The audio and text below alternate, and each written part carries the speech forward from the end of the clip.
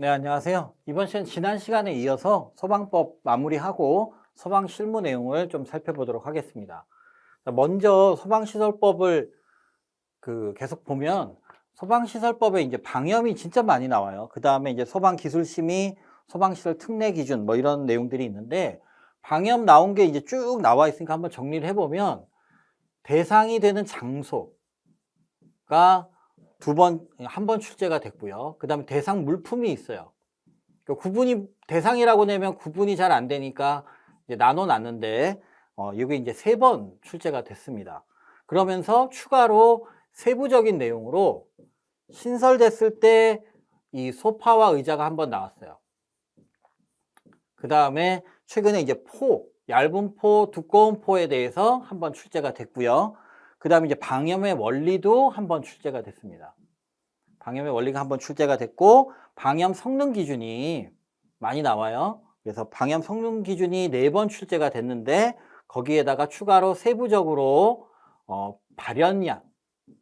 발현량이 한번 어떤 의미냐 해서 한번 출제가 됐습니다. 그 다음에 방염의 문제점과 개선 대책이 최근에 많이 나오고 있는데 2번 출제가 됐습니다.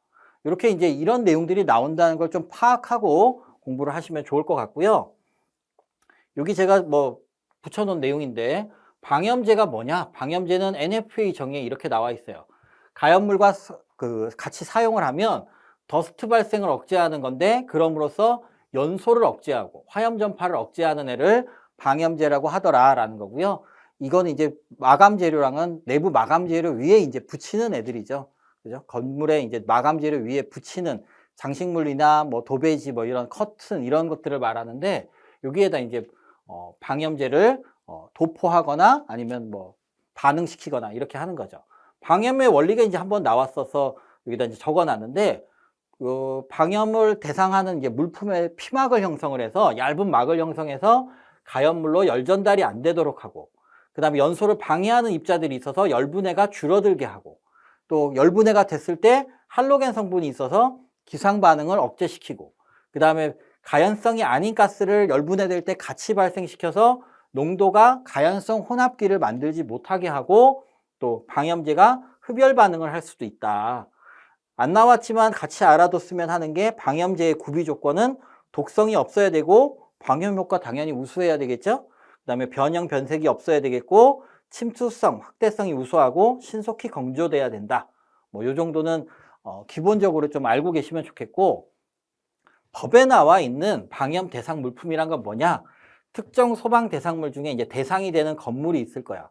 거기에 실내 장식 등의 목적으로 설치되거나 부착되는 물품이다. 그러니까 벽체가 이렇게 있으면 여기에 무슨 마감을 할 겁니다. 실내 내부 마감을 하면 그 위에 붙는 애들이야. 걔네들에 대해서 방염을 한다라는 거죠. 물론 실내 내부 마감이 없을 수도 있죠. 없는 상태로 있을 수도 있는데 어쨌든 벽이랑 천장 위주로 해서 그런 부분에 이제 부착하는 애들을 말합니다.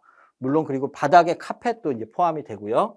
내부 마감은 바닥은 별로 포함이 안 되지만 방염의 적용 기준은 일단 방염 대상 물품으로 법적으로 대상이 되면 방염 성능 기준 이상의 것으로 설치해야 된다라고 이제 규정을 한다는 거죠. 자, 그 다음에 이제 방염 대상 장소들이에요. 여기에 이제 사실은 이렇게 나와 있는 이 내용으로 쭉 외워야 되고 자주 나오는 걸 우리가 봤습니다만 일단 외울 때는 좀 항목별로 분류를 해서 좀 외우면 조금 더 수월합니다.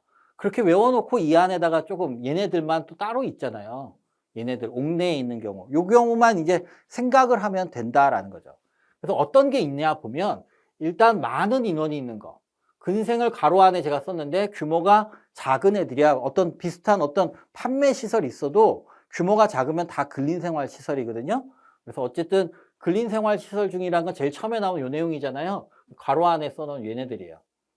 얘네들이 이제 그건데 많은 인원이 있는 경우가 어느 경우냐? 문화집회시설, 그리고 그거랑 비슷한 공연장, 종교시설, 신도분들이 많이 모이잖아요. 거기 특히 또 근생 중에서는 집회장이면 좀 많을 거다. 그다음에 운동시설에도 많다. 체력단련장도 포함을 하고 있고.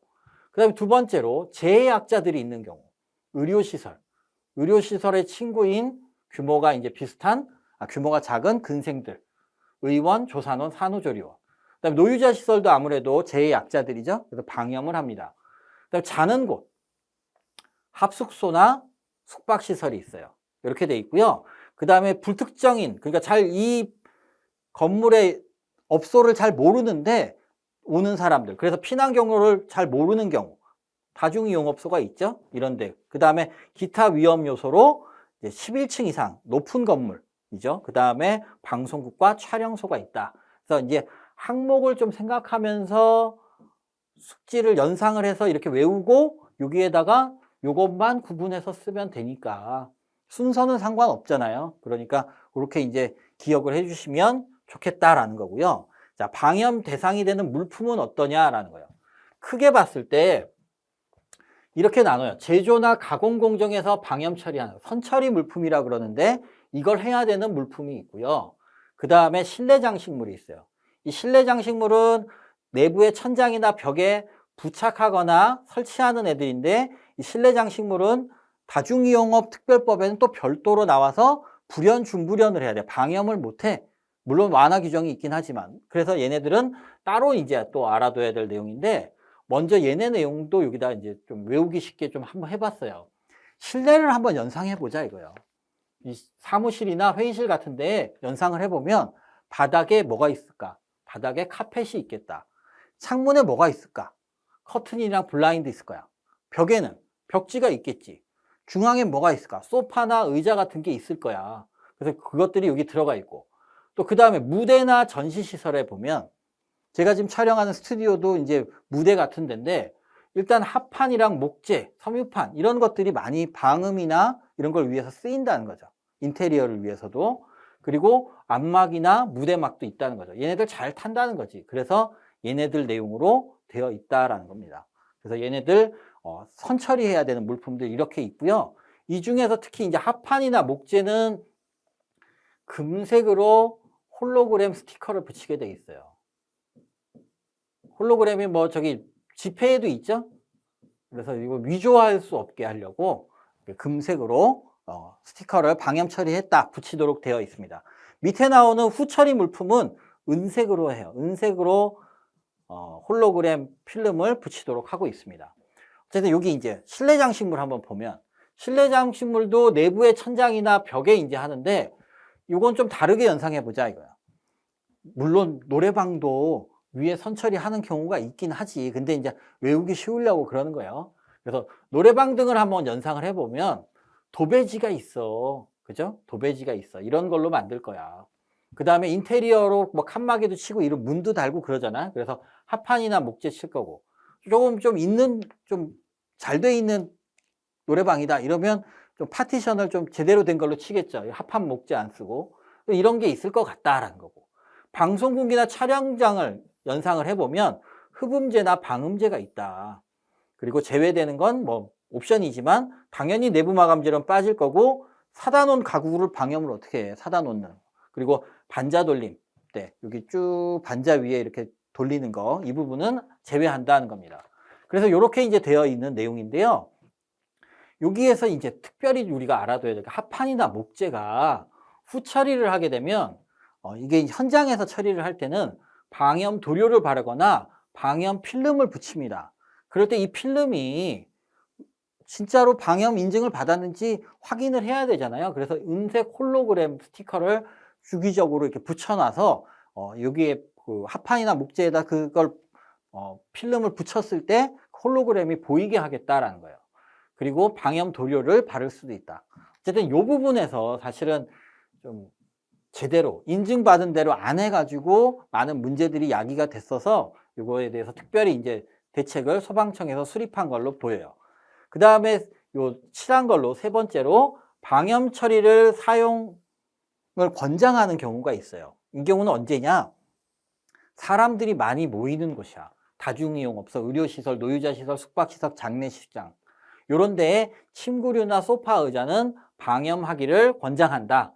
그 다음에 가구류인데 붙박이장들 있죠? 천장이나 벽에 부착하거나 설치하는 붙박이장 같은 또는 싱크대 같은 이게 아주 부착해버리는 애는 권장한다라는 겁니다. 이렇게 이제 방염 대상 물품도 시험에 자주 나오니까 알아두셔야 되고요. 그다음에 방염 성능 기준은 우리 이거 많이 외웠잖아요. 염신 면길회로 외웠잖아요. 염신 면길회 이래가지고 요거는 이제 선언적인 내용이고 법에 나온 건 요거랑 요거랑 같아. 요거랑 같아. 그 다음에 얘랑 비슷해. 얘는 요렇게 할까요? 얘랑 똑같아. 그죠? 그 다음에 355에 2040, 2040. 나머지 여기는 똑같이 20이다. 얘만 3이 있다. 이렇게 이제 외우잖아요. 외워두고 사실은 외워둬서 이렇게 표로 쓰면 외운 티를 너무 많이 나니까 풀어서 쓰는 것도 하나의 차별화 방법이에요. 그래서 그렇게 이제 알아두시면 되고, 소파와 의자는 어떻게 돼 있냐? 소파와 의자는 좀 달리 해요. 그래서 버너법과 45도 에어믹스 버너 철망법으로 합니다. 하나 더 있었는데 그건 없어졌어. 없어졌으니까 뭐가 없어졌는지 알 필요 없어요. 그래서 염신 면기례였죠? 요 염신만 있어. 염신 요거 있고 거기다 추가로 하나 더 있다는 뜻입니다. 내부에서 발화되거나 연기가 생기지 말아야 된다. 그리고 여기 농도 이렇게 이제 나와 있죠? 이렇게 철망법에서는 이렇게 된다라는 내용이 나와 있습니다. 발연량은요 대부분이 400 이하예요. 근데 얘네만 포만 200 이하입니다. 이렇게 되어 있는데 이게 사실 너무 과도하게 연기가 많이 나와. 그래서 기술사 시험에 한번 나온 적이 있습니다. 그래서 밑에 나올 거예요. 자, 그 다음에 최근에 얘네들이 뭐니? 하고 물어봤습니다. 얘네가 뭐냐? 물어봤거든. 포진 형태의 방염 물품인데, 똑같은 면적당 중량이 적은 게 얇은 포, 450 초과하는 두꺼운 게 두꺼운 포, 이렇게 이제 돼 있는데, 사실 이런 거 공부 안 했었단 말이야. 근데 이렇게 나왔단 말이에요. 그러니까 나머지들도 좀 외울 수 있는 건 좀 체크를 해보면 한번 보자는 거죠. 어려우면 안 해도 되는데 일단 되는지 한번 보자 이거죠. 나왔으니까 얘네들은 알아둬야 되고, 합판등이라는 거는 합판에 섬유판에 목재 이렇게 세 가지를, 그리고 기타도 있지만 얘네 세 개를 기억하면 되겠고요. 일단 불꽃을 제거한 상태예요. 제거한 상태에서 불꽃을 올리며 연소하는 거, 불꽃을 올리지 않고 연소하는 거, 이 차이가 잔염 시간과 잔신 시간이에요. 그러면서 요걸 그칠 때까지, 요 상태가 그칠 때까지 시간이다라는 거고요.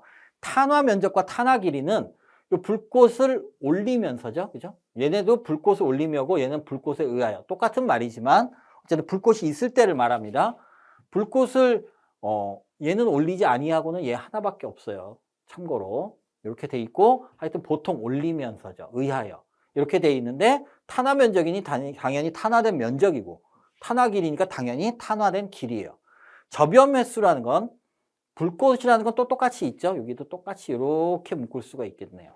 그러면서 녹을 때까지의 접염 횟수다. 녹을 때까지 이렇게 이제 되어 있습니다. 녹을 때까지 하는 접염 횟수 누가 있냐 보면 얇은 포가 있어요. 그죠? 얇은 포는 녹을 수 있구나. 이렇게 이제 기억을 해 두셔야 되겠죠.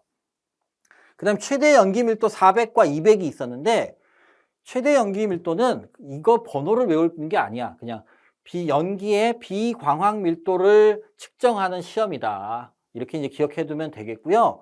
용융하는 물품의 경우에는 녹는 애들, 그죠? 녹는 애들 여기 있었죠? 녹는 애들은 요거에 의해서 한다. 플라스틱에 대한 연기 밀도 시험으로 한다. 이렇게 이제 알아두시면 되겠죠. 어쨌든 계산식은 이렇게 되는데, 요게 200 이하, 400 이하 이렇게 요구한다는 거죠. 대부분이 400 이하를 요구하는데, 요 로그를 좀 알고 있으면 이걸 계산할 수 있어요. 물론 제가 여기다 다 써놨습니다. 로그 A에 B, 보통 여기가 다 10입니다. 하여튼 그래갖고 C면 B는 A의 C승이야. 그래서 보통 10이니까 A가 10의 C승이야. 이렇게 이제 된 표현인데요. 그래서 그렇게 만들었어요. 이렇게. 그래서 이제 이 광선 투과율을 한번 보려고. 400을 넣었어, 여기다가. 그리고 200을 넣었어. 그랬더니 400 이하라는 게 무슨 의미냐? 광선 투과율이 0.1%야. 그러니까 100이 왔는데 0.1%만 투과되면은 오케이야. 그럼 너무 많이 연기가 나는 거 아니냐, 이 얘기죠. 그죠?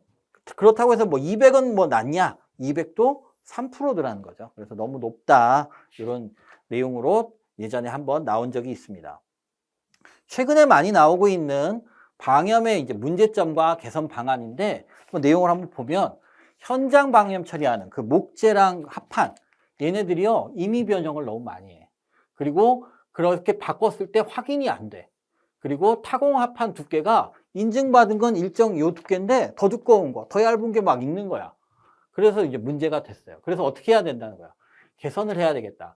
KFI 성적서에 합격 물품이 어떤 건지 확실하게 명시해야 되겠고, 사기치면 안 되지. 그러니까 벌칙 규정을 강화해야 되겠고, 시료에 채취하는 방법에 대해서 개선해서 감리원이나 관할 소방서에다가 제출하는 걸로, 채취하는 사람이 이렇게 하는 걸로. 아니면 방염업자가 하면은 제대로 안 해놓은 거를 채취한다는 거죠. 그래서 이렇게 이제 강화하자는 거예요. 그 다음에 방염 처리 절차의 문제. 여기 나와 있죠? 시료를 업자가 채취하니까 문제다. 그래서 여기 간 거죠. 3번으로 간 겁니다. 방염 발주가 인테리어 업자에게 일괄 발주를 하다 보니까 저가로 재하도급하더라라는 거예요. 그래서 방염에 대해서 발주 제도를 개선하자라는 거죠. 이렇게 돼 있는데 불법 하도급 못하게 하고, 그 다음에 방염도 등록 수첩 대여하지 못하게 하고, 방염 관련 관리자 지정하자. 뭐 좀 오바스러운 면도 없지 않아 있어요. 그리고 또 이렇게 하면 또 부작용이 또 생길 수 있는데 어쨌든 이렇게 이제 나와 있는 내용이에요. 이 내용은 제가 지어낸 게 아니고 이 소방기술사회 방화공학 실무 핸드북에 나온 내용에 기반한 겁니다. 자, 그 다음에 이제 감리 문제. 그래갖고 이 감리 문제 여기 들어갔네. 그죠? 이거 감리가 방염업체를 관리할 수 있는 법적 규정이 좀 없는 편이다라는 거고요. 그 다음 방염의 품질이 확보가 안 되더라. 뭐 도료를 바를 때 불균일하게 대충 바르거나 두께가 제대로 안 나오는 경우가 있어서 이것들을 어떻게 해야 된다? 표준 시방서 만들고 방염 절차 기준 만들고 경련 변화에 따른 시험 기준도 만들어야 되겠다. 여기 경련 변화는 여기 있네요. 그죠? 이렇게 옵니다. 제가 아까 얘기했던 요 내용. 그래서 하도 위조가 많아가지고 집회도 아닌데 이걸 위조를 하고 그래요. 그래서 이렇게 선처리 물품 그리고 후처리 물품에 대해서 금색과 은색 홀로그램 스티커를 붙이도록 개선을 했다라는 겁니다. 이렇게 이제 방염을 받고요.